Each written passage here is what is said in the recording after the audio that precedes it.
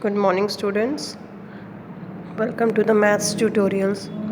Today in this session we will study the chapter real numbers of 10th class. So the very first topic that we have to study is lemma. Okay students, so first of all I want to tell you the meaning of lemma कि lemma क्या होता है. आपने एक Pythagoras theorem पढ़ी होगी छोटी classes में, ठीक है. उसमें आप क्या करते हैं कि थ्योरम है कि आपको जो प्रूफ करना है एक राइट एंगल ट्राइंगल है जिसमें आपका बेस का स्क्वायर एंड परपेंडिकुलर का स्क्वायर जो होता है वो हाइपोटेन्यूज स्क्वायर के इक्वल होता है, ठीक है. तो ये आप प्रूफ करते हैं.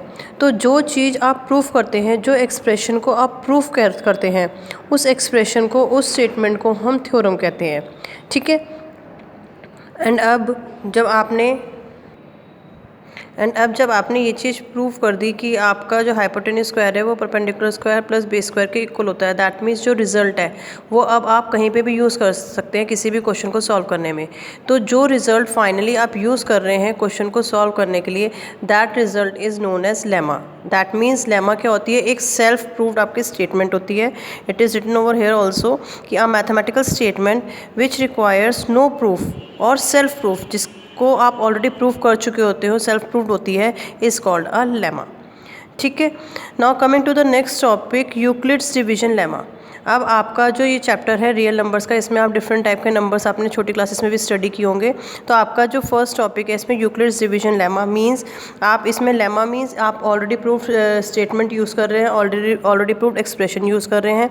किस चीज़ का? डिवीजन का, ठीक है. एंड किसने दिया है? यूक्लिड्स ने दिया है. तो that's why it is known as Euclid's division lemma.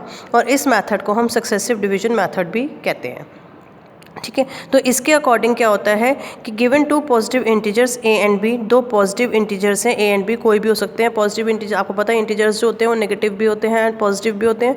तो यहाँ पे हम पॉजिटिव इंटीजर्स कंसिडर कर रहे हैं. तो there exist whole numbers q and r, ठीक है. टू होल नंबर्स हैं क्यू एंड आर, जो किस कंडीशन को सेटिस्फाई कर रहे हैं? A is equals to b q plus are.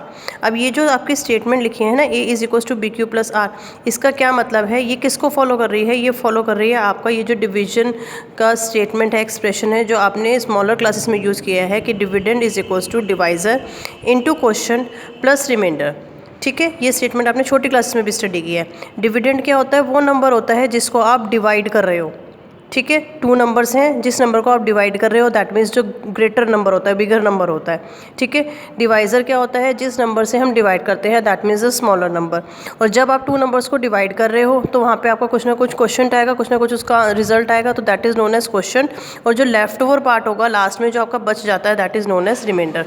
तो ये स्टेटमेंट आपकी है dividend is equals to divisor into question plus reminder.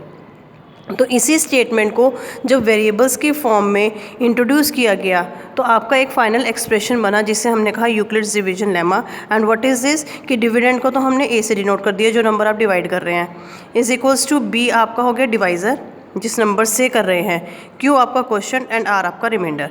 Condition है कि जो रिमाइंडर है वो जीरो एंड बी के बीच में लाई करेगा, दैट मीन्स बी आपका क्या है? डिवाइज़र है. डिवाइज़र से छोटा होगा और जीरो के बीच में, दैट मीन्स जीरो और डिवाइज़र के बीच में लाई करेगा.